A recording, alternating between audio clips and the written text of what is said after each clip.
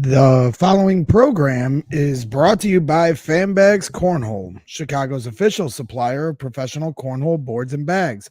Choose from any of their officially licensed designs or have my boy Brian design a custom set using anything from a selfie to your company's logo. Visit www.fanbagscornhole.com and use the promo code BRAGS to get 10% off your entire order.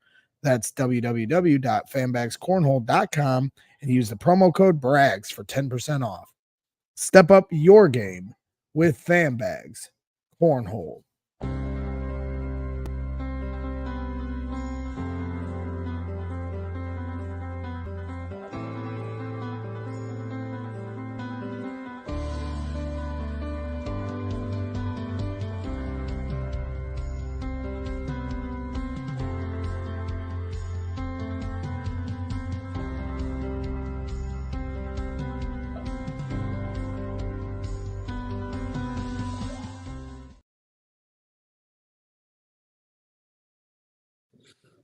It's Zach Eady with Purdue men's basketball, and you're watching Boilers in the Stands.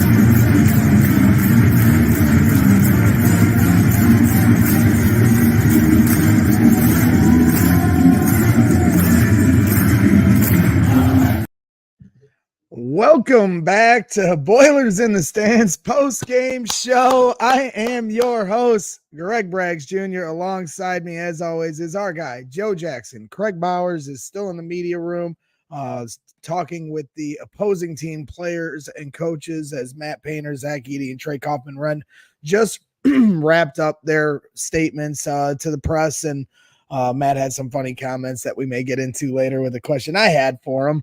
But what a game. What an effort, ladies and gentlemen. Just an unbelievable display. Probably their best game to date with this team. Not just this year, but in the last 4 years with Zach Eady. I don't know if I've seen a more flawless victory from the Purdue Boilermakers. Zach Eady, absolutely dominant. Trey Kaufman-Renn getting things started, dominant. You know, Fletcher Lawyer played fantastic. And Braden Smith, who normally is one of your leaders on this team, comes off the floor. And Lance Jones and company, Camden Heide, Miles Colvin, the team rallied around Braden and everybody else. And it was a total team effort across the board. Just an unbelievable display. I mean, they beat a conference champion, Joe, in Utah State. This isn't Grambling. This isn't, some team they play at the beginning of the year to warm up for their season. They beat the Mountain West Conference champions by 40 points, and it could have been 50, but they took their foot off the gas by the end of the game, and they shellacked this team. And for any questions about how this team was going to play coming out, unbelievable display of defense, offense, the execution, the system. They had absolutely no answer for Zach Eady. They had absolutely no answer for the Purdue Boilermakers. And I also, in my opening statement, want to give a shout out to you, the fans, because I held your feet to the fire on Friday, and you guys answered the bell here at Mackey Arena South here in Gamebridge Fieldhouse. Up from the jump, every single possession, guys getting loud, everybody giving those standing O's and putting some pressure on Utah State, and they felt it. They certainly felt it, and by the end of it, it was 24-23 at one point, and then Purdue goes on a 15-0 run and just completely blows the door off this ball game. So there it is. Your Purdue Boilermakers are heading to Detroit in the Sweet 16, and the Gonzaga Bulldogs await. Joe, your instant reaction to this beatdown here in Indy. They did what they needed to do. I need to unmute myself. $5. Well, weird. I need to do it myself. My bad. Purdue did what they needed to do, and you come out and you with Utah State kind of threw, I don't want to say threw the first punch because Purdue stayed with them. It wasn't like Utah State got out to a big lead or anything. But Utah State was hitting tough shots, and they were staying with Purdue, and Purdue never really folded at all. Actually, it was just the opposite. And this is where you got to play 40 minutes against Purdue. Utah State, they played 10 minutes, and then it was all Purdue from there. This was, this probably was the best game of the season from Purdue. I can't think of one off the top of my head where I would be like, yeah, they played better in that one. And it's just like you said, Utah State's not like a bad team by any means. They won the Mountain West. Like they've only had this is their 7th loss of the entire season. This is still a solid team, and Purdue just did whatever they wanted. You got the entire bench involved, which is going to be huge going forward. You see this 8-man rotation is set, and I'm confident in all 8 at this point. And we'll hit on Colvin because he's the one I wasn't confident in for a long time this season. But him stepping up, we'll hit on him later. And then Edey and TKR, like, because Purdue wasn't hitting jumpers early. They just flat out weren't. But it didn't matter because Edey and TKR were just dominant down low. And now that just gives you a little bit of space, a little bit of freedom to kind of do what you need to do. Gives time for the bench to get involved, for Lawyer to get his jumper going, and everything like that. As we get appearance from Kraig right here, this is the exact time that you want to see a game like this, because this Gonzaga game is going to be tough. You played probably your best game of the season at like the exact right time. Hopefully next game's an even better game, but just great to see everybody kind of gel at the right time and put out this type of performance, honestly. Yeah, 100%. I mean, you touched on Miles Colvin there, and I also expressed my concern about how he started to dip into the rotation here just in the last few games. I mean, in the Big Ten tournament, and then here, he's now starting to find his way into the rotation. And I know Matt Painter, he's not given charity minutes. He's earned those minutes, and that's what Painter is telling you by the fact that he's out there. And today, he made a huge impact while the game was still in flux early on in the first half, and now he's comfortable. Now all of a sudden, like, just lights out shooting as he's pulling up. He's got that green light always, but it just felt good as he was going up with it. You could feel the confidence within him. He's doing a lot of things on the defensive end, on the glass. So Miles Colvin eliminated any concern I had about him dipping into the rotation because he showed out, and it adds a layer. There's just so many layers to this game that now Gonzaga has to think about. For Purdue to play the way they did, and Braden Smith, how many minutes did he have in this game? I mean, let me 22. 22 minutes in this game. It's got to be a season low for Braden. And you're talking about first team All Big Ten. You're talking about a guy that's on the Naismith, potential Naismith Award, finalist. He's one of the best point guards in the country, and they didn't have him out there, and they didn't skip a beat, and Lance Jones really started to kind of holster in that itchy trigger finger that he has, and really just commanded the offense, getting them up and down the court, getting them into their sets. He played unbelievable. Camden Heide, this guy just continues to elevate, getting it on the glass, that rebound and put back dunk early on. That's athleticism that they were missing last year. Miles Colvin too. That's athleticism they were missing last year. And so when we continually try to compare this year from last year, you're seeing it. I mean, this is what a number 1 seed does, ladies and gentlemen. I mean, the Big Ten is playing really well here in the tournament. We'll see what Northwestern can do against UConn here later on, but Illinois is into the Sweet 16. Purdue beat Illinois twice this year, and they were, knockdown, drag-out fights, right? And now Purdue's out here taking the Mountain West Conference champions and shellacking them by 40. I can't be more impressed with the performance here today. Yeah, and maybe I should have saved this stat for Kraig because he was the one that pointed it out to me, but I'll take it while he's still getting on. What is it? Purdue has now beat all five teams that are in the Sweet 16 currently, aside from Purdue, obviously. Purdue has beat this year, and they'll have a chance to add 1 or 2 more depending on how games go today. But like Purdue has beat a lot of these teams so far. They've beat this talent. They got to keep doing it. We obviously beat Gonzaga already. You have Tennessee potentially down the line that Purdue's already beat. But these teams are also different, and Purdue's different. I mean, in that game, Morton was still in the rotation, and For going back to Colvin, it's just like it's the little things. For me, it's always been the little things with Colvin. I know we all know that Colvin can come in and knock down a three, like and knock down multiple in a row. That's 100% Colvin can do that. On this team, Colvin doesn't necessarily need to do that always. Like even when he comes in, he's the fourth scoring option, third scoring option at best. So like when he knocks down threes, that's fantastic and that is big. Don't get me wrong, but it's the little things. It's the being able to recover. Right, there's still some improvements I hope to see next year defensively, but he's able to start to recover on those mistakes better now and get back into the play and get back to the rim.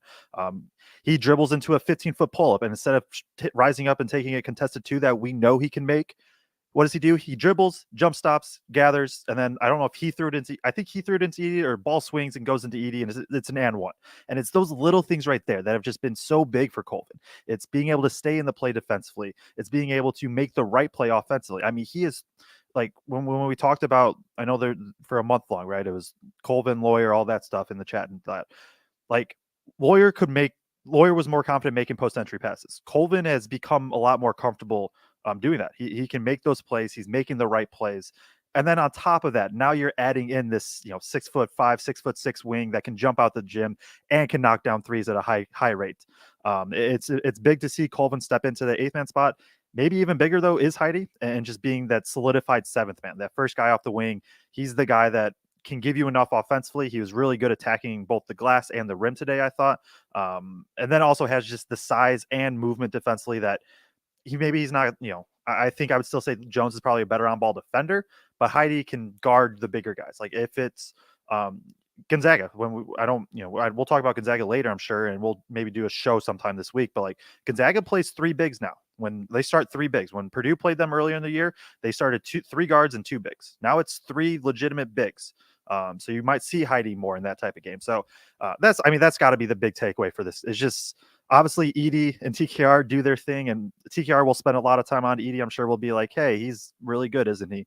But then the bench steps up. This was, you called it, Braggs. I was looking. The last time that Braden Smith played 22 minutes, which is the season low, was the first game of the season against Sanford. They did this without a top 5-6 point guard in the country. That's impressive. Yeah, super impressive. Scott White asking 106 points. Is that the most of the tournament so far? I do believe it is, but I know it's the most points in a tournament game in Purdue basketball history.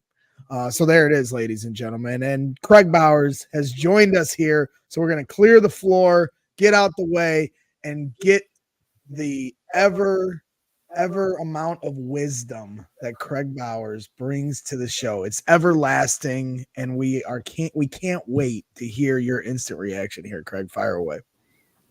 I got nothing. No, I'm just kidding.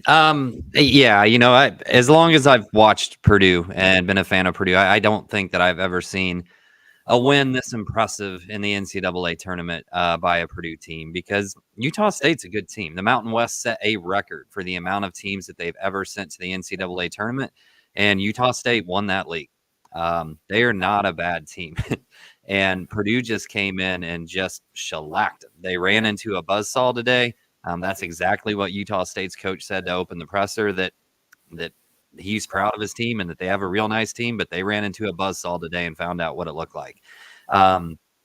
This makes it now most wins in school history for Purdue for a season, the most points scored this season, the most points scored ever in an NCAA tournament game by Purdue. And I believe it's either the largest margin of victory or tied for the largest margin of victory in an NCAA game as well. So just all around. And, I put it out during the game, and I said something to Joe as well. But if you would have told us that Smith picked up 2 fouls and went to the bench, nobody is believing you that Purdue extended that lead in that time. Nobody's believing that before the game starts. So that was such a big thing, and Painter referenced that was such a big step for this Purdue team. Because Lance is used to playing with the ball in his hands, and Lance is used to being the shot creator. That's who he was at Southern Illinois. So it's taken a lot for him to adjust from that and come in and be able to defer to everybody else out there. And Painter in the press conference said, for 25 games, we just kind of lived with 2 to 3 bad shots from Lance a game and just said, Zach, please rebound him for us when he does that. But that Lance has settled down and figured out mostly, unless when the game was put away today, he took a couple of those shots. But when you're up 30, you can do that. But he's figured out how to run this team and kind of what the pecking order is and when it's time for him to shoot and when it's time for him to feed Zach, feed TKR, all that. So just a really, really impressive all-around victory. And I mean, the thing that I'm most impressed with today is Smith goes to the bench. The game is still greatly in question at that point, and Purdue just blows the game apart. Yeah, and to your point about Lance Jones, one of the other quotes he had with that was, Lance always wants to hit triples and home runs, but we're trying to get him to hit singles too. And that's what this offense is. They are methodical. They are efficient. They're one of the most efficient offenses in the country. And today, Joe did such a great breakdown on Feed the Post leading up to this game, explaining how Utah State may or may not defend. And I found it very interesting that we didn't, because going into the game, we were discussing it at our meetup, and shout out to everybody that came out to the Hooters here right down the street from Gamebridge. We had a huge turnout again today, even though it was a quick turnaround to tip off and session, the only session here in Indianapolis, and really, really humbling to meet everyone that's a fan of this show, and a lot of fun to put some faces to the names here in the chat. And we hope to see everyone in Detroit. They're going to play Friday. So we'll be running this whole thing back and doing another meetup. Might not be at a Hooters. We'll see. We'll try to find whatever establishment fits the best for us. But shout out to all of you. But at the meetup, Joe and Kraig and I were kind of talking about how this team could potentially attack, or how Purdue needs to attack the way they're going to defend. And we just figured they're going to pack Zach Edey in and make sure to get the ball out of his hands, and talking about how Braden and Fletcher and Lance were really going to need to drive and kick to open up some of those threes, and not just depend on, Zach getting the ball in the post, the double comes, then kick the post out. Well, I mean, they were doubling the post, I guess, but Joe's breakdown proved it. They don't really double the post that much. And today it showed, because their fundamentals on how they doubled the post weren't good enough. And Zach just ate them alive, and the fouls just kept coming and coming and coming. And I know Utah State fans were frustrated. I know some people that root on Purdue's failures were getting frustrated. But at the end of the day, Utah State was fouling. And if this is how they're going to call it all the way through, teams are going to have a tough time with Purdue, and as you get deeper into the tournament, they grade these refs. And so the higher grade you have as an official, it means you get to ref in the Sweet 16 or the Elite 8 or the Final Four. So it's not just the Sweet 16 for the best teams in the country. It's also for the best officials in the country. And they're going to call this stuff. So whether you like it or not, whether you think Zach Edey is just tall or not, he's going to get the calls he deserves, because he is being fouled, ladies and gentlemen. Your plan as the opposing team is to try to foul him. So don't complain when the whistle comes. And so, that at Utah State, and we'll expound on this here later on, before we take a quick break here, but Utah State just did not do a good enough job of trying to deny the ball and then get physical enough without fouling to stop Zach Edey. So that was a huge element. And obviously Trey Kaufman-Renn setting the tone early on. Those guys just did a tremendous job in the post, and Utah State did not have very good answers on how to defend it. So we'll get into some of the— Greg, real quick though, Coach Sprinkle did have a great quote about this in the post-game presser after you guys left. One of the Utah State kind of student journalists asked him about what he thought about the 4 quick fouls. And he just very point blank said he's hard to guard without fouling. They shot almost 400 more free throws than their opponents for reasons. And then he ended that whole segue with, at the very end of it, he just said, the refs were great. We probably were fouling them. And that was it. He did not question any of the fouls, at least in the post-game presser. Didn't say a word about it. Didn't allude to the fact that he was getting calls or anything. Just said there's a reason he gets those foul calls. Leave it alone, basically. And much respect to him for owning that, and telling the truth. I know some spectators want, the idea, and I saw Ant Wright say this, this idea for fans, and we all are victim of this, is when the foul disparity is so lopsided. Like, oh, come on, they have 10 fouls and we have 3, or we have 3 fouls, they have 10 or whatever, and you get upset that it's not even. Just because you don't just get an even whistle on both ways. A fair whistle means if you're fouling, they're going to call it. And so I'm not saying there isn't missed calls, but at the end of the day, just because you want an even whistle doesn't mean that the fouls are going to be even. And that to me goes against the grain of a fairly called game. Before we get into our commercial break, we have $100 super chat here, our first ever $100 super chat from Olive D. Jazzer. Shout out to you. That means a lot. For those of you that are tuned in and are curious of how you can support what we do here at Boilers in the Stands, and help us, with some of our travel expenses and some of the things that we're doing to cover this team for you guys. And it's an honor and a privilege to do that. This isn't work. This is playtime for us. But at the end of the day, we do appreciate the support, and $100 super chat here from Olive. Thank you so much. The comment here is, this was a great win, and I cannot wait for the rest of the tournament. But can we imagine a Purdue team with Braden at the helm, with TKR, Catchings, Heidi, and Colvin for weapons moving forward? 100%, Olive. I mean, we got 4 more wins to go here, ladies and gentlemen. But there's no question the future of this team is still bright. And anybody that thinks they're going anywhere just because Zach's leaving for the NBA after this year are going to be sorely mistaken. I'll be interested to see what the odds makers put for Big Ten, for the Purdue to win the Big Ten conference again next year, because I'd throw that money down in a heartbeat, because Matt Painter always has his team ready to play. And yeah, you got Kanan Catchings coming in here, ladies and gentlemen, and he's going to be a treat and maybe a surprise to some of the people in the country, what he's going to bring to the table. But we still got 4 games to go here, but nothing wrong with looking at the future. Matt Painter has set this program up in a really, really good spot. One more super chat, and then we'll take a quick break and then get into some of the X's and O's and maybe some of the numbers breakdown and individual breakdowns of the game. Chris R, $9.99 super chat. Thank you so much, Chris, for your support, and everybody tuning in. Please hit that like button if you haven't already. That's certainly the simplest way to support what we do. Hit the like button on the show, subscribe to the channel. Those are 2 ways that really help grow the algorithm on YouTube. If you're tuned in on Twitter and Facebook, we certainly appreciate you tuning in. But if you head over to YouTube and watch from there, it really helps kind of grow the channel and send this show to people that may not know what we're doing here yet. And I'm sure they're going to find out soon enough. So Chris R, $9.99 super chat. Boiler up. Had a bet Purdue would score more than 83 today at plus 180. So I'm tipping the dealer, and Purdue was dealing, ladies and gentlemen. Let's go. Congratulations on the money won, Chris R. Okay, so like I said, let's get into let's take a quick commercial break here and give a shout out to Autograph, and then on the backside we'll get into some of the breakdown of the game. Yeah, so Autograph, for anybody that has been tuned in recently with us, is just an app that we've been partnered with for, I don't know, a month or something like that now.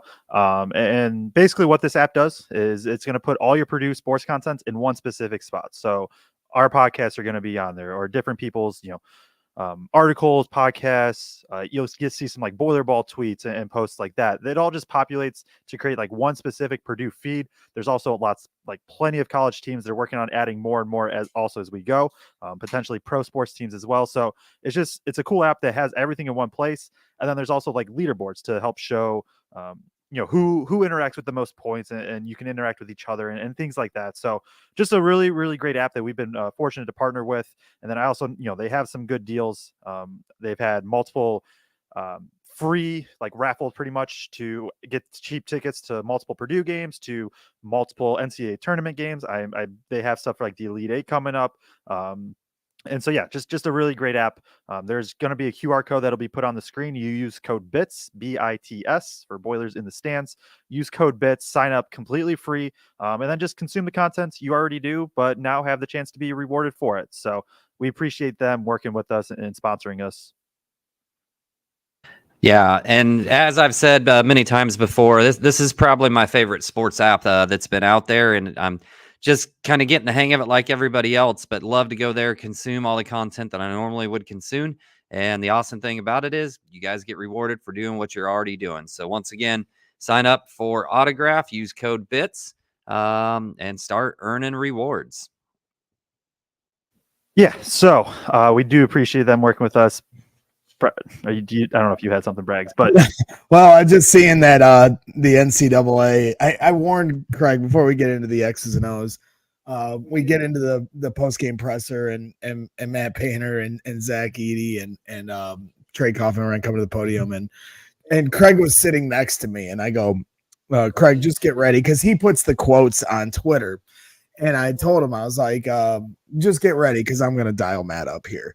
Because I'm watching the game and I'm seeing all these fans and even some people that cover the team complaining, bitching and moaning. Oh, he's just tall. And we've been through this conversation a million times here on this show. It's a joke. If you're saying that, you don't watch the games. You don't know what you're talking about. The guy has a ton of skill. And just from the free throw line alone, if you can't respect, what he does there as a guy that's 7'4", then you haven't watched the game long enough to appreciate just how rare, his talent is beyond just his size. So I warned Kraig, I go, get ready. I'm dialing Matt Painter up here. And so I straight up asked him, I go, hey, Matt, Zach Edey finishes with 54 points and 35 rebounds in two games here in Indianapolis.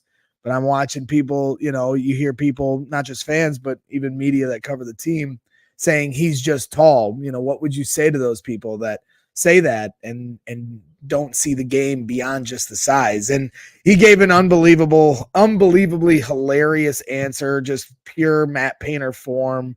So that's pretty much going viral on Twitter right now. I knew it would. And I just get so tired of hearing it. I didn't want to ask Zach it because I know how humble and graceful he is with that kind of crap. But I knew how Matt Painter would take it. And so, I think Matt's one of the more respected voices in college basketball, and he gave a really funny answer. So that was what I was laughing at there.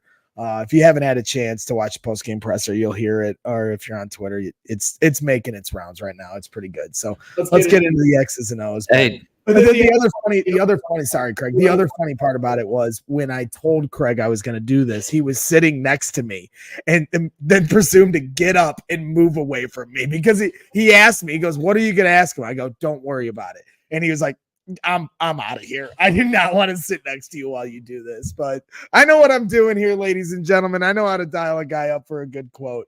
Go ahead, Kraig. I was just going to mention that you left out the part where I literally stood up and moved away because I had no idea what was going to come out of your mouth. And I just thought maybe it'd be good if I gave myself a little bit of space from you in that post-game presser, just in case, Greg, just in case. But I have the utmost faith in you. You're a professional now. Get to go cover drafts and ask people questions there and all that stuff. So we bow to your greatness. Where's that going viral anyway? Does somebody already have a video clip of it up? Yeah, the main NCAA March Madness account put it up. And some people are asking in the chat, like, what did he say?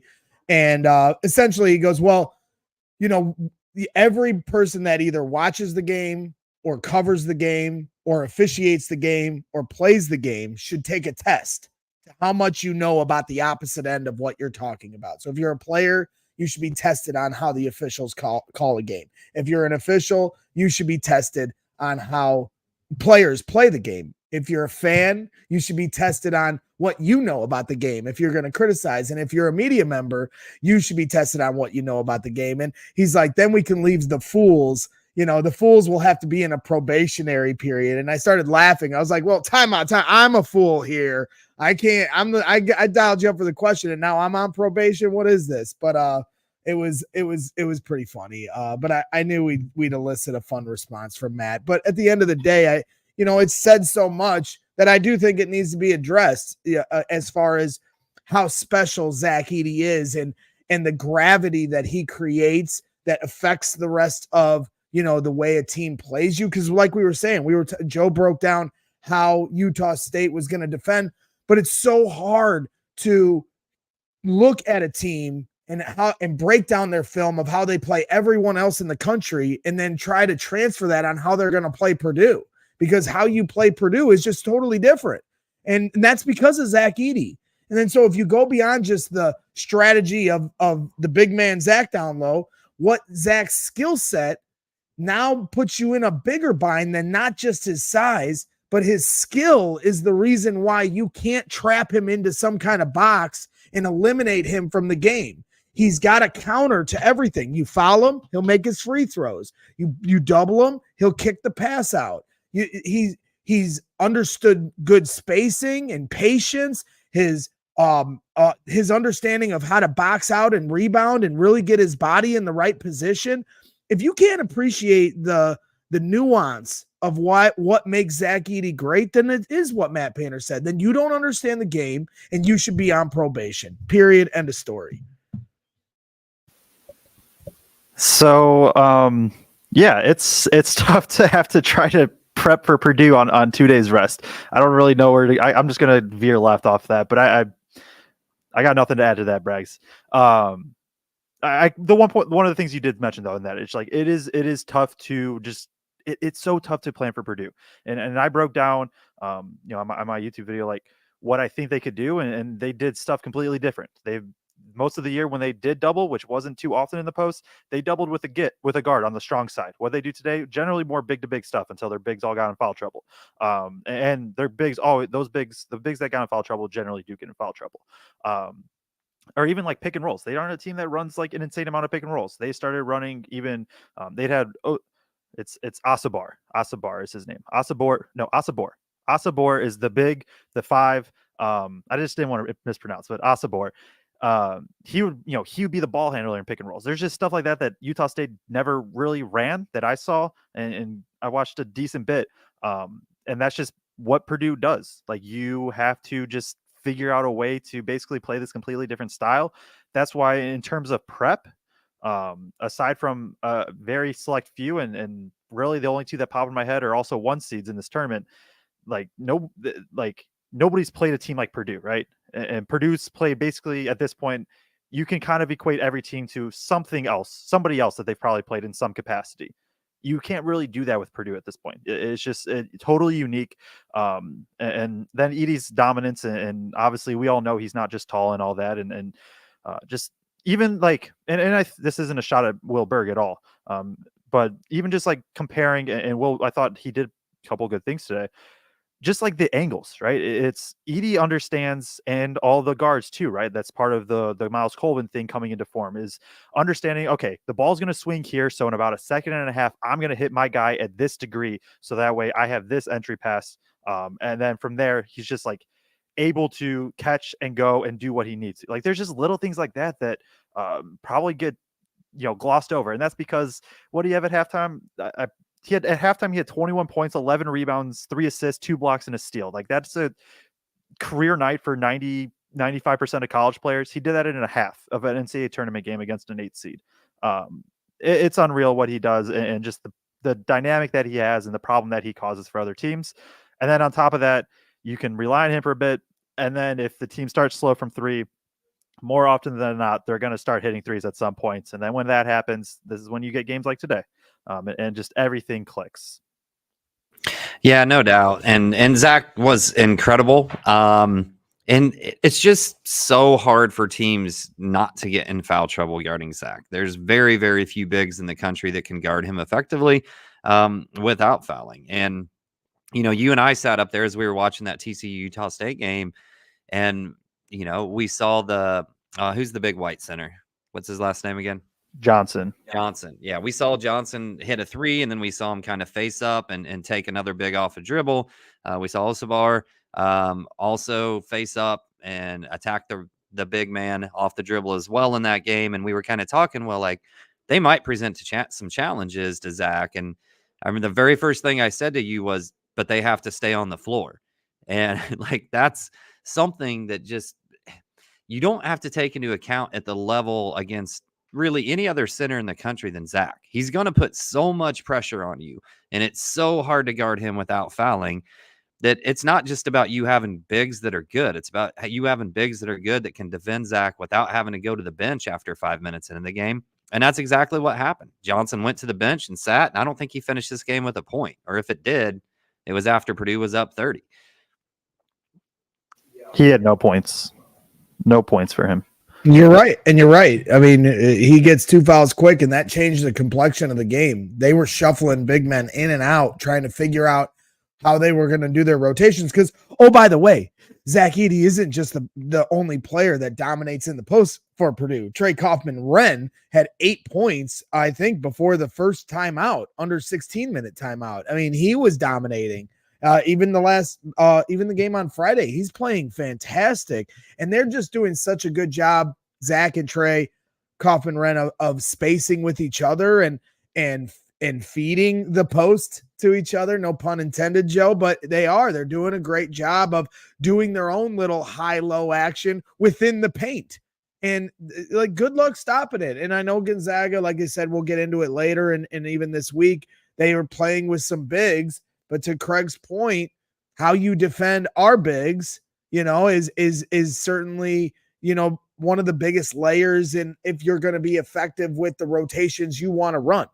And so that'll be a big test. Obviously, Gonzaga, I think, is a different team than what we saw in November as they've kind of come together here lately.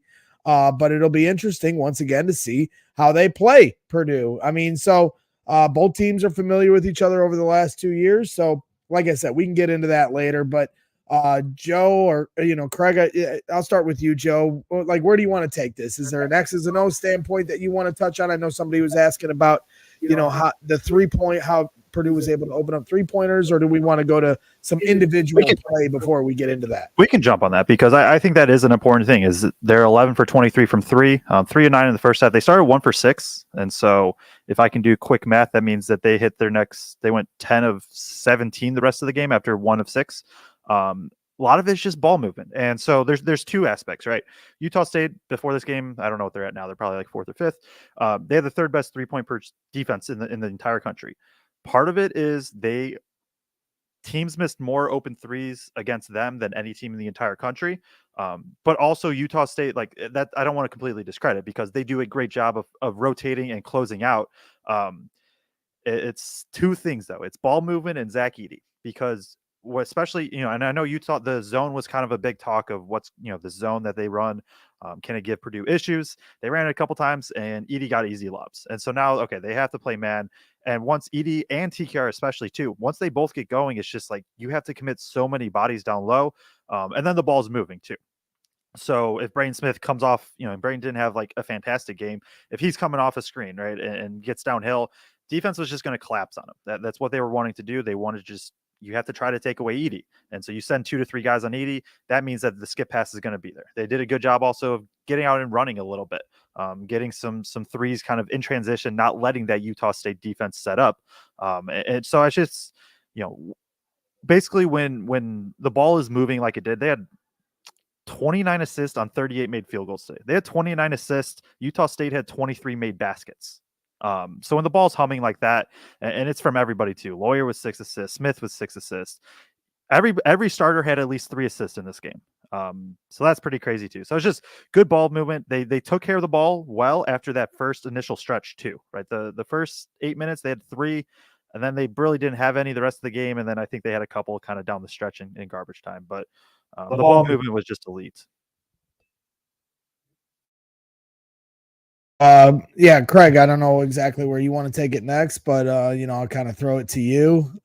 Kraig has denied me in our settings from unmuting or muting him, which is a slick move by him. That's a pro move. I tried to unmute you and it said, can't unmute your guest because they choose to mute themselves. So Kraig is throwing down the gauntlet here today. I am not in control of his controls, but Kraig, I just kind of want to hear both of your guys' perspective as far as, where you want to take it next. Me, I'm just like floating thought running all over the place. And the excitement of this game, obviously, I can't really contain my emotional happiness from this. So I literally will go on tangents if you let me, but I want some structure from how you guys want to roll this second segment in, because for me, it's just such a relieving, it's more than relieving. It's almost overwhelming to see how well they played today. That was the best they've played in the 4 years Zach Edey's been here at Purdue. And I can't be more excited to get to Detroit. Yeah, no doubt. I mean, I think we can get into some individual player stuff, but before we do that, I just want to say defensively, I thought this was a really, really good performance. And early on, they were doing some 4-5 high ball screen stuff where they typically in the past they had inverted their bigs up high.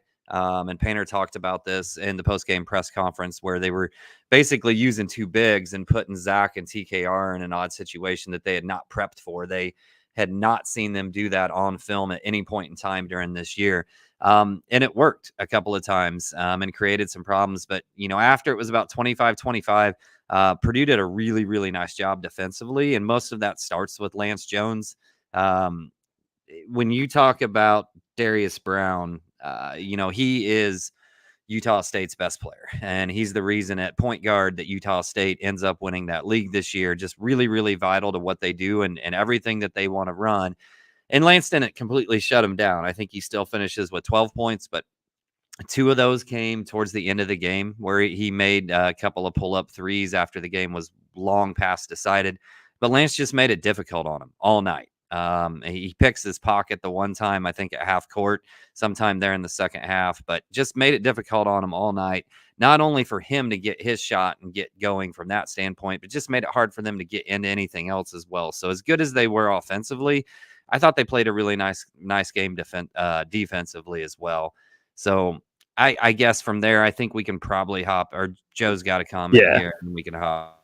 And then I think on top of that is right early, because Utah State stayed in this game for 10 minutes or whatever, right around there.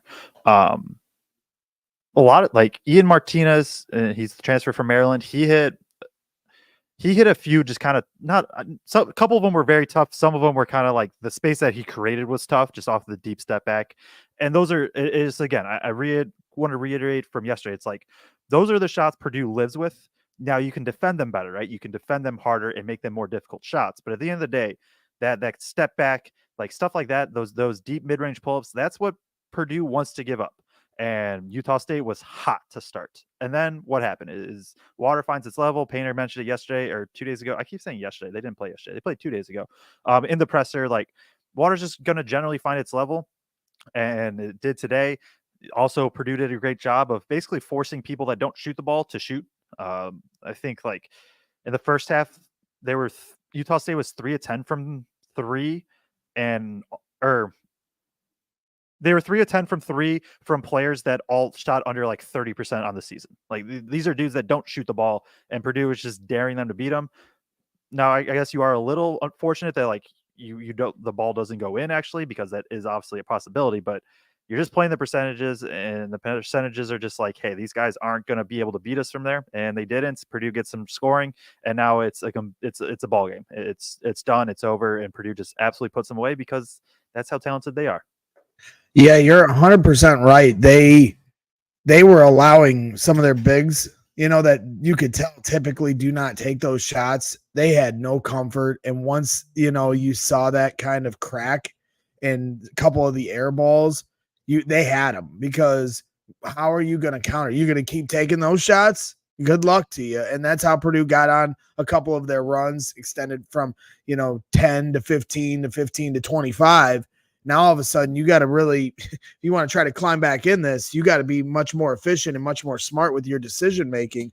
Then I also think, just to take it back to the offensive end, another thing they were doing that we haven't seen too much of this year, not saying they're not capable, but we haven't really seen too much of this, but how many times did they find Kaufman-Renn cutting to the rim?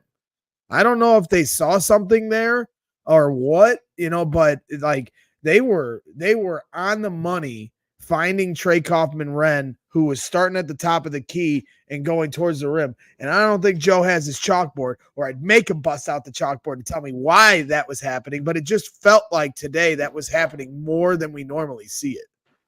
Yeah. One thing is, hey, Braden Smith's a good passer. There was 2 of those passes. I was just like, man, I don't know how he saw that. But it's just also, it goes back even to the start of the game when Purdue just dominates down low. Like when you're that dominant down low, and then you get Utah State way out of their rotation in terms of who they want to play. Now new guys are playing in that don't play as much. They're trying to figure out their rotations on the fly. They're trying to figure out what they want to do defensively, not necessarily on the fly, but like basically on the fly. And so now all this attention goes to Edey because duh, it needs to, and then guys can just move off of that. So if TKR sees that his man's going to double or show a ton of help to Edey, he knows he can just dive to the rim because somebody's going to probably find him more often than not. And the other thing too is even if the cut doesn't work, right? Say Braden or Edey misses him or whatever, they just don't see it. TKR is now in a great spot to get an offensive rebound because now you're going to have Zach Edey on one block and TKR on the other block, and you are in prime position to get an offensive rebound, even if you do miss. And early on, Purdue was not shooting the ball well whatsoever, but what they were doing was they were getting on the glass, especially TKR. And so those cuts off of that movement just even opens that up, even if it doesn't directly lead to the 2 points. So unless you have anything else to add to that, Kraig, we can start to move around, get into some of the different stats of the game. I don't know here. We just to run through some of these things. Purdue shot red hot today. Red hot. I that was some of the best shooting I've seen from this team ever, covering this team. 56% from the field, 48% from three, 11 threes hit, 19 to 23 from the free throw line.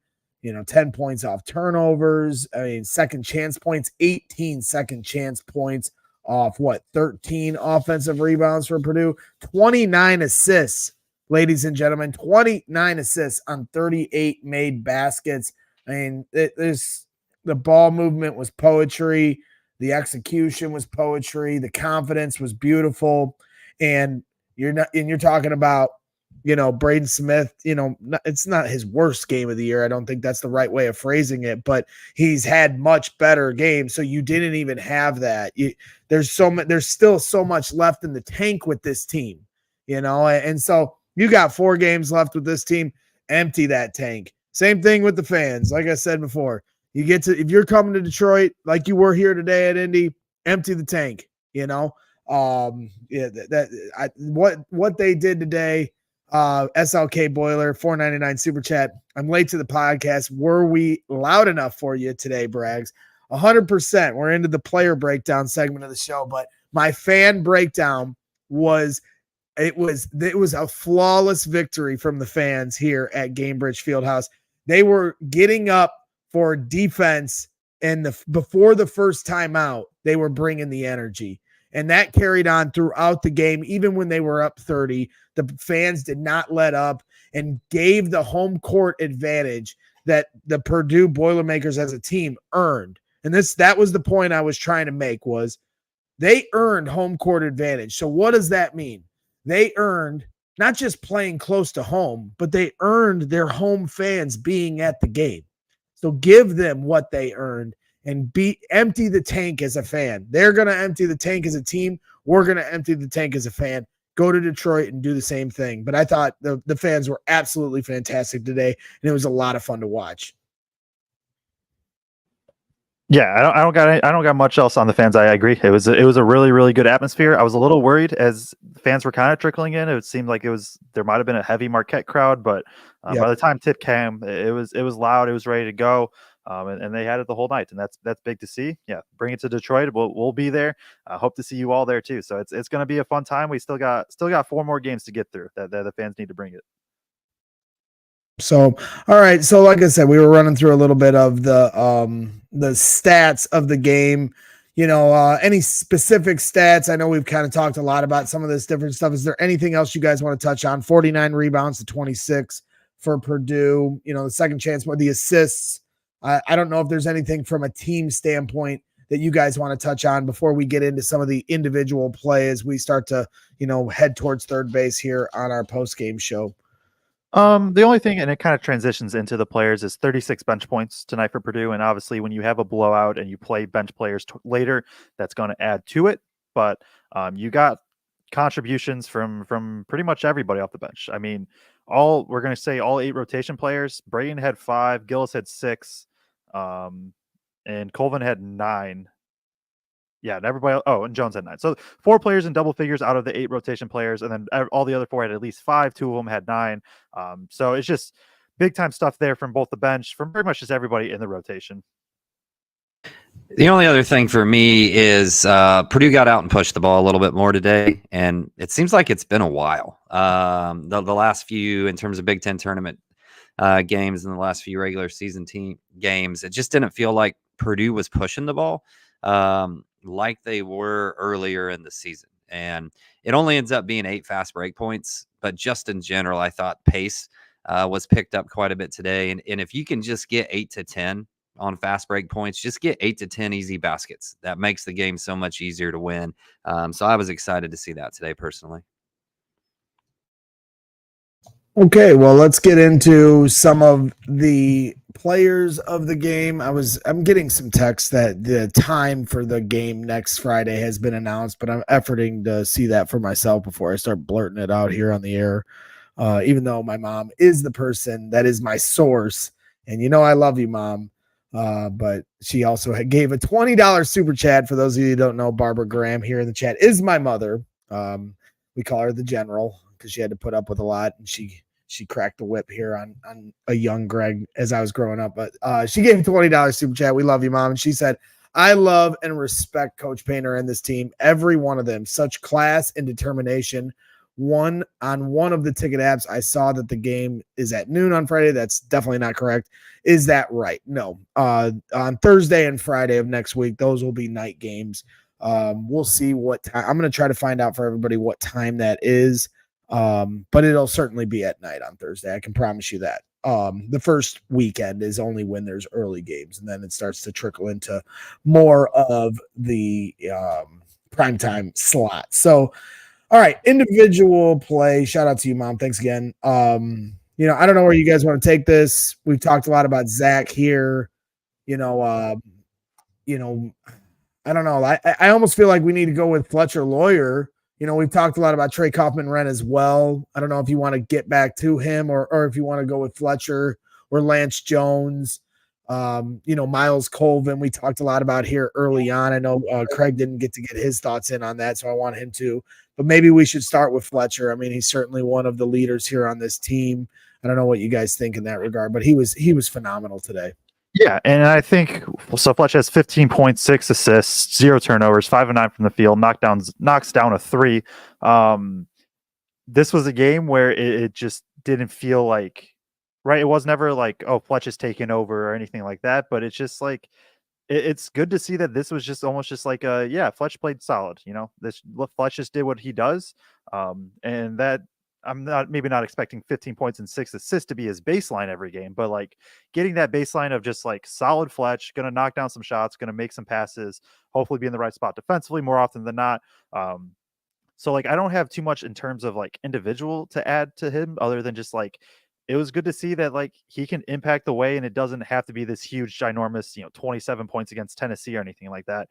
He has it now. He's gotten comfortable again. He's knocking down shots again. He had a couple good drives, good attacking closeouts. Like he can just like he doesn't need to be all this time superstar breakout 30+ point dude.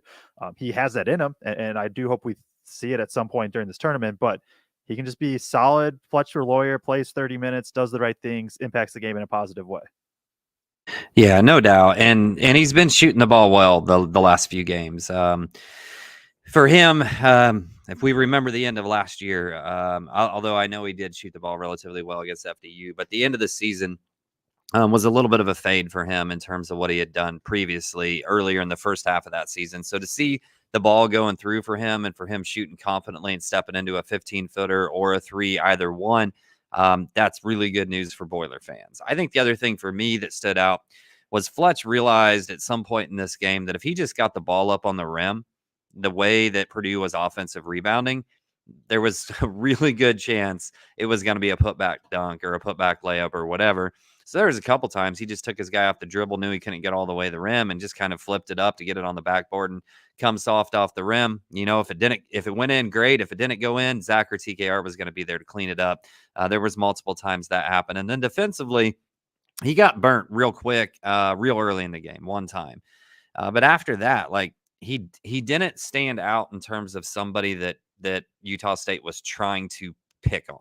It didn't really look like they were successfully getting him into a situation where they could ISO him and try to go at him. Or when they did, it didn't seem like they were super successful doing it. So as long as he's not, standing out as a defensive liability and he's shooting the ball like he is and making good decisions, again, 0 turnovers, 6 assists. That's all really, really good news for Purdue fans. Yeah, you're 100% right about Fletcher at some point realize I'm just going to take it, drive, throw it up on the rim and see what'll happen, because it's either going to go, I'm going to give my best shot to put it in, but Zach's going to be right there to clean it up. Because then the other aspect that I thought was a misstep by Utah State was you can't take the bait. You have to stay home with Zach Edey. And so a guy is driving, Fletch gets the leverage on him and gets ahead of him. You cannot, I don't know, you're kind of damned if you do, damned if you don't, because if you don't step up, then Fletch just lays it in. But if you come off of him, now Zach has nobody checking him. And so, you're, like I said, you're damned if you do, damned if you don't. And Andy Knepp here in the chat says soft miss as good as an entry pass. Yeah, especially when Edey's guy comes off of him to try to swat make the block. And now all of a sudden Zach's right there to make the easy cleanup. So that was a big part of it. And Fletcher, that's something when we consistently try to see the difference between this year and last year, he has done such a better job this year of identifying when to attack the rim, when to put it up on the glass, and he's just been very consistent with identifying and taking what the defense give him. If he's stepping back, hey, I'm gonna knock down the three. You come up on me, I'm gonna go towards the rim and try to create. No turnovers too for Fletcher Lawyer here today. How many assists? He had 6 assists, right? And no turnovers. On Friday, Braden Smith had 10 assists and no turnovers. How many turnovers did Braden have? He probably had a couple today. 3. And so early on too, because that's the other thing. They had, how many did they finish with? Because early on they had 3 turnovers right out the gate. And I was like, oh God, do not let this start stacking up. And they tightened that up real quick. They turned the screws real quick on any kind of turnover problems. What'd they finish with on the game? They finished with 9, and I believe 3 came in garbage time. Right. So they had 3 early on that was letting Utah State get some momentum. Well, they nipped that in the bud real quick. So that's a credit to Fletch. That's a big credit to Lance Jones, who I know wants to, put some sauce on what he's trying to do. That's just the flair to his game. It's a credit to everybody across the board, but specifically the guys that are handling the ball. Yeah, and even with this not being the best Braden game ever, you see other guys step up. It helps when you can throw it in the post as much as they were able to and get out and run.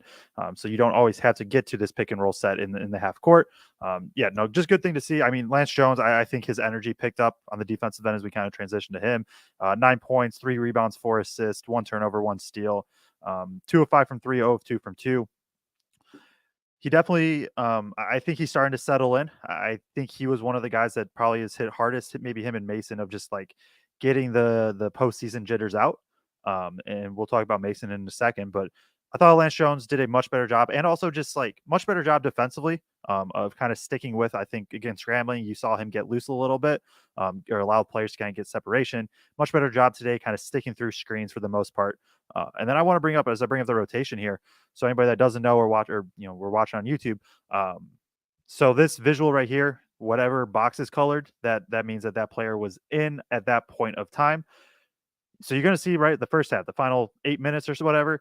Braden Smith is off the floor, and that's usually a bad thing for Purdue. Usually that's a bad situation. Lance Jones is running points. He has just started to settle in, I think, a little bit more as a point guard. And you could see, I mean, he was just he looked like he was at times being a little kid, quite physically being held back, of just he wanted to run, go. And then the coaches were just stop, chill. And then if you look at the rotation, right, and these are just who was on the floor at that time. Under Josh First's name is Purdue margin. And so that's what that lineup was, plus minus, during the time on the floor together. And you look at the non-Braden Smith minutes, that first lineup plus 11, then plus 1, plus 3. So that's plus 17 with him off the floor, and with or plus 15, sorry. And that's with Lance Jones at point. So that's just a huge thing too. If Braden Smith does get into foul trouble or something like that, there's a little bit more comfort and confidence of Lance being able to run that point. Yeah, 100%. I think a couple guys we haven't talked a bunch about yet. I think we've covered Miles, we've covered Zach, we've covered Fletcher and Braden already. But for me, I thought Cam was really good today too. Just how he continues to evolve his game. He's been good defensively, but he's been really good defensively here of late. but he was really getting on the glass today. He had a couple of putbacks. He had the one monster putback dunk. He hits 2 of 3 from 3 today, or I'm sorry, 1 of 3 from 3 today, but stepped in and shot it confidently each time. But he's also, using that shot fake and then attacking a little bit off the dribble. And he got all the way to the rim the one time and kind of soared like a frigging gazelle when he jumps up there and just laid it in super soft. And just being able to add little pieces to what Purdue can do offensively, because there's not a lot of people that do attack off the dribble and get all the way to the rim for this team, and having that added element from him, I think, is big. But Cam just continues to be great. And then the other thing, Mason Gillis needed to see a couple go through. For somebody who was such a big offensive weapon for us the entire year, third Friday wasn't necessarily a great shooting night for him. Coming here, first one doesn't look real good when it leaves his hand, but then he finally knocks a couple of down later on in this game. And I just thought that was really important to make sure we got him in a nice little rhythm before we go to bigger, more open waters. Yeah, I'm mad at you for adding on to your Camden Heidi with Mason, because that's definitely where I was going to go next. Because early on, he had one in the corner in the first half where he hesitated. And it just that gives you flashbacks to last year. Like he doesn't need to do that. He's been one of their better 3-point shooters all year. And to Craig's point, just seeing one go through and just in the system, in the flow of the system they run, and just reacting and letting it be a muscle memory thing and don't think about it. I know that's easier said than done. These guys are playing on the biggest stage, all eyes on you, and to have to pull the trigger, I understand there's a lot of pressure to it, but you can always tell when somebody's thinking about it and when somebody is just using that muscle memory. And so those final 2 threes that went through, that was that muscle memory for him. And so I agree. That was a big step, and that's what I mean. Like, you talk about untapped potential that's still to come here, and the potential of them cutting down the nets 4 games from now. Like, Mason Gillis had a game last year where he hit 11 threes. What was it? 9. It was one of the best shooting displays I've ever seen outside of Steph Curry. I mean, it is unbelievable. And so he's capable of that. They all are capable of different explosions. Fletcher Lawyer's capable of dropping 28 on your head if you let him. Mason Gillis is capable of dropping 20 plus on your head.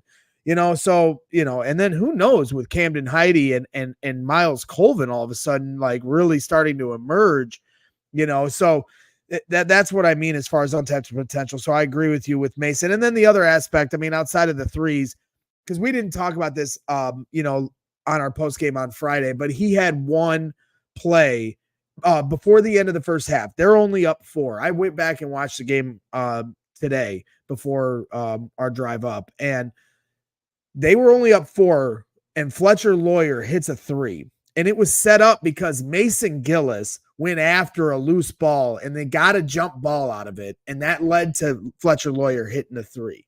And then Fletcher finished with a layup right before the half. So all of a sudden, instead of 4, it's a 9-point game. He did the same thing in this game today, running down loose balls in the second half when they're up 30, and there was a really cool sequence where he ran it down in the corner, tipped it up, Camden Heidi got it, and they kicked it back and forth and then got back to the top of the key and slowed everything down. Like, that's a hustle that sets up the composure that they show. And that's all from the glue guy that is Mason Gillis. So even when he's not, even if he's not hitting his threes, which we want him to, and he wants to, but he's always going to find a way to contribute in a positive way because that's just who he's been here for 4 years. So Larry Colt here in the chat saying, for a Purdue basketball junkie like me, you guys are great. That's the ultimate compliment, and that's what we are trying to do here. We all bring a little something different to the table. So if you're new here, Larry, we appreciate you hanging out. If not, thank you for tuning in all season long. Once again, hit that like button, subscribe. Like we always tell you, it certainly helps us grow what we're trying to do here on the YouTube channel. Can I jump in? Yes, you. Cool. Just wanted to add with Mason Gillis. And so I know that the 0 for 2 from 3 comes at a bad time. And when we think back to FDU, he's the one that you think of first of passing up open threes. Mason Gillis has made 2 threes in every, 1, 2, 3. in 7 of his last 8 games, the only one not being Grambling State. He has hit at least 2 threes in 8 of the past 9. He has not shot below 40%, or he's only shot below 40% one time. All of those was the over 2 against Grambling State. And so I think it's fair at that point, and he even had it today where he passed up one early on to be like, hey, what's going on? Mason's still going to be Mason. He had a little, even earlier, like he went 0 for 3 against Wisconsin, and he bounced back 3 of 6 against Indiana, 4 of 8 against Minnesota. And so he's just going to do what he's going to do. And I think at Purdue also, especially as the game, at this point was out of hand, did a good job of getting him one. And so I truly can't, even if I had my clipboard, I couldn't describe the set because it's just perfect. The set is perfect. I'm going to post it on Twitter. It is just so good. They do such a good job of getting him looks. And they got him one there. When the game was out of hand, it was already done, but they still get him a good look. And just want to shout that out because he's still going to knock down threes. It's what he does. Yeah, we Kraig and I are laughing here as Joe is giving his final thoughts on Mason because a shadow appeared on the stained glass door here in this nice conference room here in the underbelly of it's actually on the suite level here at Gamebridge Fieldhouse. Very nice amenities, and we appreciate this nice chairs. Like there's some big business action going on in here. So we'll try to round third here and get to some of our highlighted chats here in a minute if we have any other final thoughts on players. I also want to add, when they got to the reserves at the end, because we weren't sure if we'd see them again here to end the year, everybody's like Willie Berg, the iceberg, where everybody's kind of curious, what he's going to bring to the table next year, potentially with Zach Edey gone. Today was certainly the most I've been impressed by him. He showed that touch. He made his couple free throws. You started to see a little more of what he could potentially be. He's not going to be Zach Edey. Nobody's going to be Zach Edey, but he certainly showed a little bit a peek behind the curtain of what he could potentially bring to the table.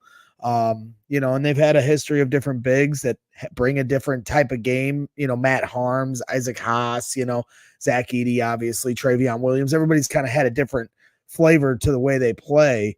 But I was encouraged with how Willie Berg finished the game. He showed a little bit of touch there around the rim. Yeah, and he's shown these flashes kind of in the kind of garbage time minutes, and he hits the fadeaway, knocks down a couple free throws, 4 points, 4 rebounds, 1 assist in 3 minutes. I know that, Utah State kind of kept their guys in late. It'll be fun to see. It'll be fun to see where he can go. You've seen these little flashes. We'll see what happens next year on maybe a bigger role. Okay, so anything else from an individual standpoint, or is there any thoughts you guys have of Ethan Martin and Caleb First potentially? I mean, basically just not being in the rotation anymore. Should we touch on that at all? I mean, I feel for those guys, but it's certainly something that's stood out to me. Yeah, I mean, the Ethan Morton thing is over the past month. Teams they finally refuse to guard him on offense. And when this offense is predicated on motion and timing and spacing, the defense that he gives, it just wasn't worth it to give up everything that they do offensively. That combined with, I think, Brain playing better defense lately. Miles is starting to pick up little things and be a little bit better. Neither of them are Ethan Morton defensively by any means, but I think Purdue can roll with it a little bit more with Miles and just that athleticism that he can bring. And then Caleb First is just kind of in that spot where he's the fourth man in a 4-man big room. Obviously Edey in most games is going to play 35 to 36 minutes. So that leaves 4 minutes at the center spot. TKR is going to play anywhere from 15 to 20. Gillis is going to play anywhere from 20 to 25. It's just there just isn't minutes. It simply comes down to that. You're not going to play First over the National Player of the Year. Gillis, what he brings from a shooting standpoint just can't be replicated by either of them. And TKR has been the go-to guy at the 4 for all year. And so that just kind of squeezes First out is my take on it. Anything to add, Kraig? Yeah, let's roll to the starred comments is what I was going to add. For sure. And Caleb will get back in the rotation next year, when Zach goes on to the NBA. So we appreciate everybody hanging out. We're rounding third here on the show. Appreciate everybody tuning in as always. Again, appreciate all the super chats. So we'll run through these here fairly quickly. Duke's up 58-31 in the second half on James Madison. Clemson is up 23-18 early on in the first half. 8 minutes to go in the first half, I should say. And Northwestern is coming up in about an hour. So going to get on the road here and listen to that game on the ride home. Chad P., clear off your schedules. Get your tickets to Detroit. Let's go, Boilers. Someone on Facebook said, tickets bought. See you guys in Detroit. Once we find out the time, which we'll find out tonight, and it's going to be on Friday. So we'll definitely have a meetup before the game. I'm not working for that. I've cleared my schedule for Friday, so I'll be leaving bright and early. We can go somewhere and meet up. Purdue will be the second game, but I think nobody's going to be missing the first game because we'd been hanging out at these restaurants and I'd been staying for the other game in the session and not watching it, but I don't know if we'll be doing that here for Detroit. So we'll have to, wherever our meetup is planned, we'll have to get there early if we want to hang out before it's time to go into the stadium, but we'll certainly keep you updated on that. Matthew Keller is asking what time is it on Friday. I don't believe that's been announced yet, and I don't think it will be until this round is officially over here tonight. That wouldn't make much sense to announce it now, but maybe they could. I don't know. Shan Cox, last 29 minutes of the game, Purdue outscored Utah State 83-43. That's a hell of a stat. It all started when it was 24-23, and then they went on a 15-0 run and blew the doors completely off the game. Tim D, I'm sure a lot of Canadians will take over Detroit next weekend. You're 100% right. If anybody's ever been to Detroit, you can look over the water and see Canada from Detroit. So I'm sure they're, the Canadians are going to make their presence felt for Zach Edey. And then the other aspect of it is, remember how Purdue fans took over Ann Arbor during the regular season at Michigan. If they show that kind of enthusiasm, and I'm sure they will, to go to a Sweet 16 and potential Elite 8 game, I have no doubt Purdue fans are going to show up in Detroit and make their presence felt. It's going to be a lot of fun to see. David Jenkins, good to see Mason hit those threes. He looked relieved after he hit the first one. Braden did too. When he hit his shot, he put his hand on his head like, oh man, I finally made one. Cause he didn't look, that's one guy we really didn't talk about too much here in the show today, but he didn't look very comfortable. He missed one early and then it seemed like he was deferring to try to get it to Zach instead of taking his shot. So I'm sure it was nice for him to see one go down here in the second half. Dick Stillwagon saying one thing is for sure, game is best consumed via Blackman and Bobby Buckets 100%. Maybe we'll make Bobby jump on. Somebody asked earlier if this was the most points scored in the tournament this season. Alabama scored 109 points in a tournament game here this year so far, but it was the most tournament points the Purdue Boilermakers have ever scored in a tournament game ever in the history of their program. So they got that. And then we got Dick Stillwagon adding on, Joe's breakdown was one of the best yet in regards to the Utah State breakdown. If you didn't see it, I'm sure he'll have more here coming up. Dead Hoosier echoing those sentiments, saying, I'd like to take this time to plug Joe's YouTube channel, Feed the Post. Great breakdown, vids, and analysis. Joe, I don't know if you want to add any plug to that, but you do a phenomenal job. We can't sing your praises enough for the knowledge you have of this game and the way you present the content and make people like me and other fans understand the game at a different level and explain it, in a way that we'll understand it. So it is a huge shout out to you and a credit to your knowledge of the game and your ability to create the content that you do. Yeah, I do genuinely appreciate that from everybody. For anybody that doesn't know, I have a YouTube called Feed the Post. So I had a Purdue versus Utah State film preview breakdown, just going through some of the concepts that I thought would apply to this game. Some of them came true. Some of them Utah State did a lot of things differently. But that's what we kind of talked about earlier, was Purdue makes Utah State do things, or makes teams do things differently. So Feed the Post on YouTube. Shout out Aiden for the name, for anybody that's an OG listener and remembers Aiden. We certainly remember Aiden. We miss him. He's doing a great job, doing his thing as an assistant coach. But yeah, keep up the great work, Joe. And we expect a lot of content here over the next 4 days before we get to Detroit. So get to work, damn it. That's real quick, because I'm going to post it on Twitter too. So right? Purdue's going to play Friday. I can either try to get something up Tuesday or Wednesday. And if I do Wednesday, I'll have a little bit more time to actually to watch more film. Is there a preference between anybody? We want it up Monday. Okay. So get to work. Don't sleep. You don't need. No, I'm kidding.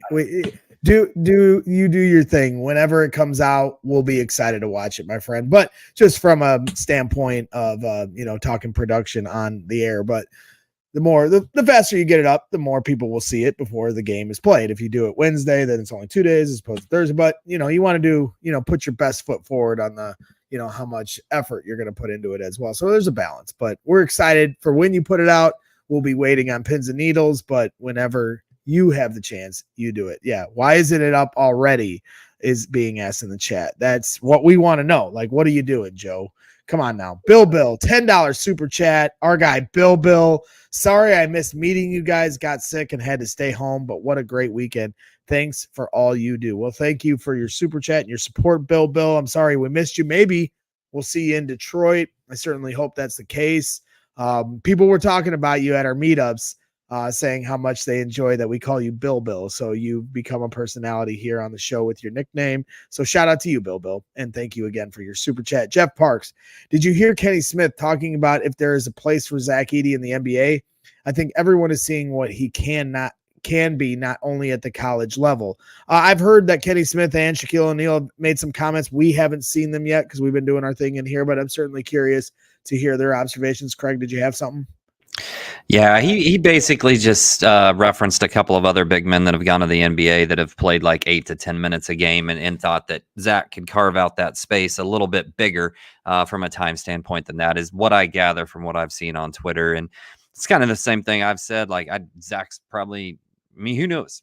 We'll see where his game keeps growing. But as of right now, he's probably in the NBA a little bit more of that role minutes type player.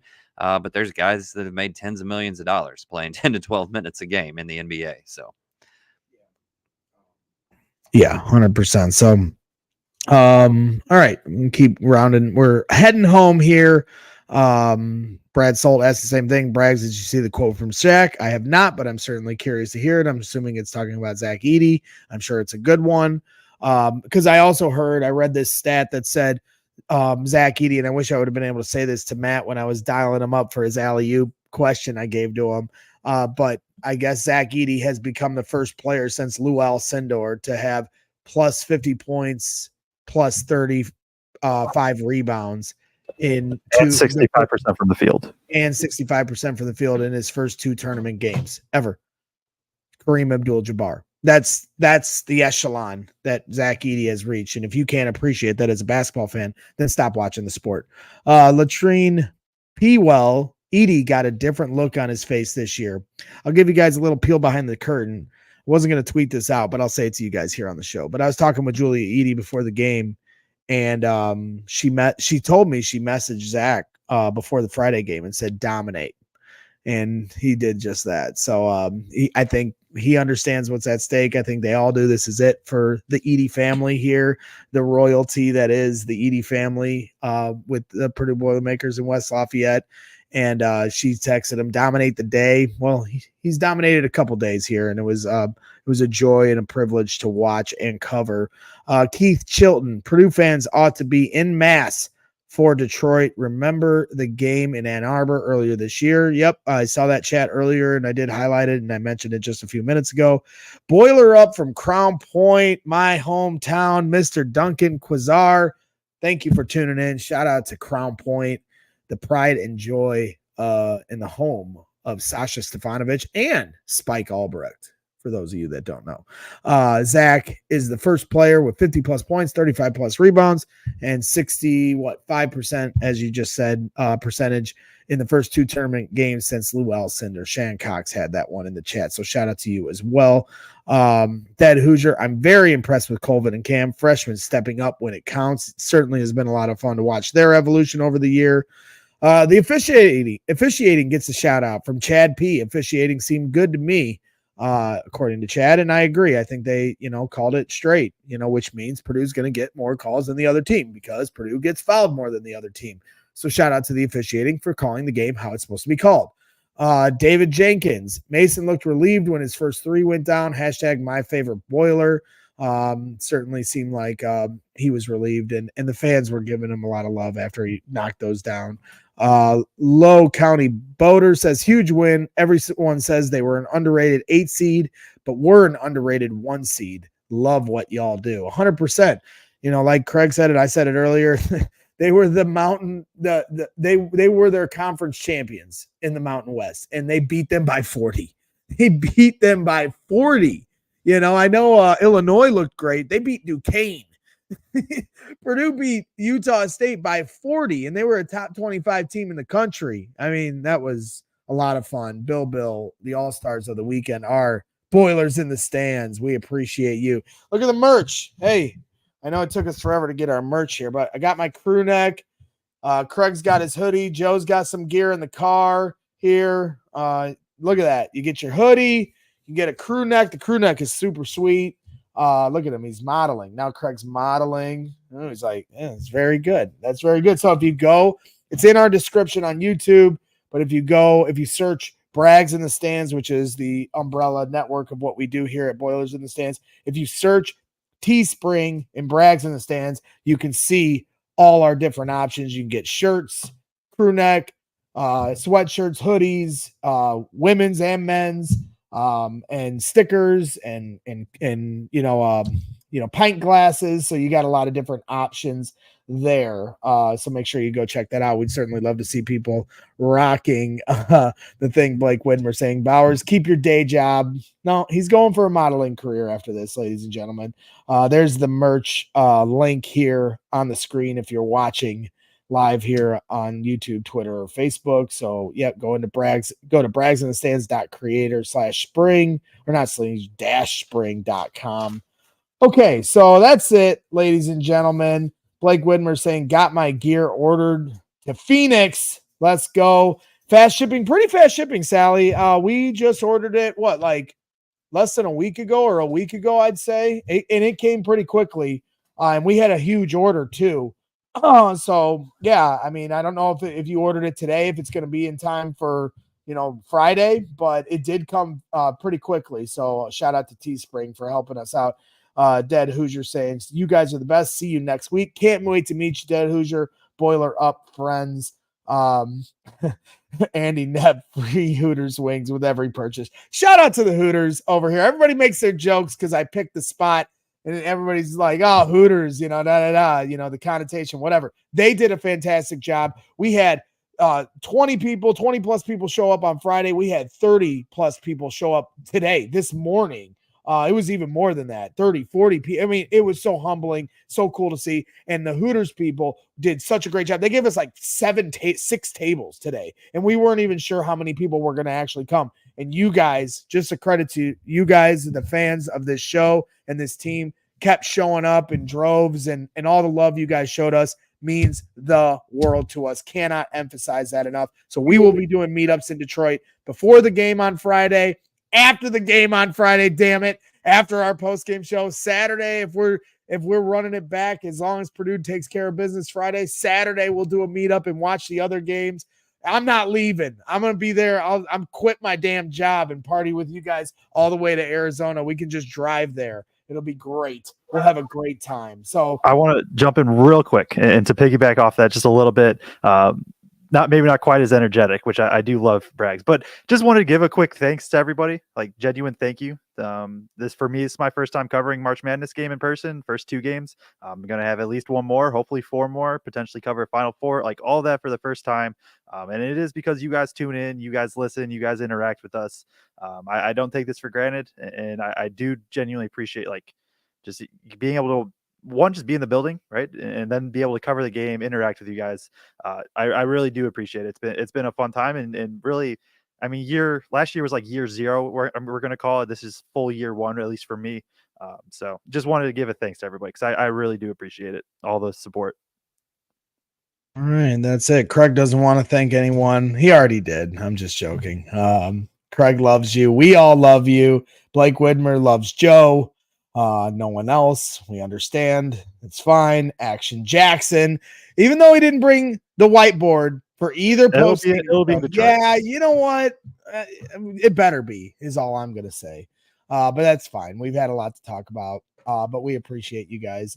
TD1 Steve, I'll be at Detroit. Meet up with my son. Got tickets for Sunday. Let's go. Already getting tickets ahead. Love it, Steve. We'll see you in Detroit.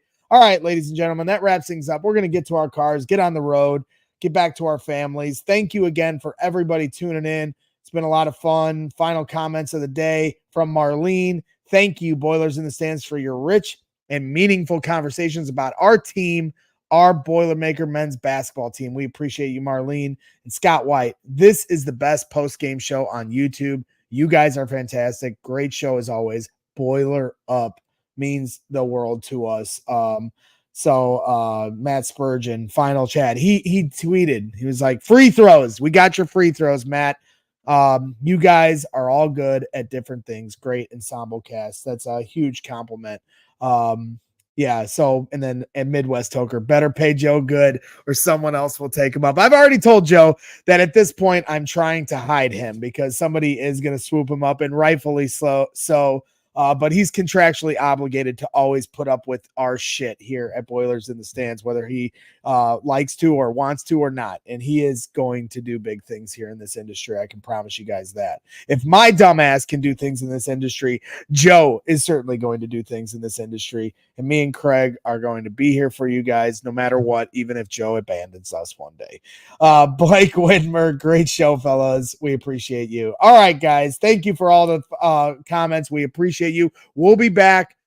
Probably Tuesday would probably be the best day to do it, but we'll see. Tuesday or Wednesday, we'll try to go live here on Boilers in the Stands. See if Bobby Buckets wants to come on. I'm sure he will want to talk some ball. We'll have some different ideas for some guests. So we'll keep you guys in touch with all that. Just subscribe to the YouTube channel. And if you hit the notifications, then you'll see once the link goes up and you'll be notified. So make sure you stay tuned for that. Thank you again to everybody that's tuned in. Hit the like button, subscribe, as we told you before. Thank you to Kraig. Thank you to Joe for everybody. Thank you to everybody that met up. We'll see you here. Detroit, here we come, baby. Sweet 16, Boiler up. What a game here, ladies and gentlemen. What a game. We'll see you here later in the week. Great day to be a Boilermaker.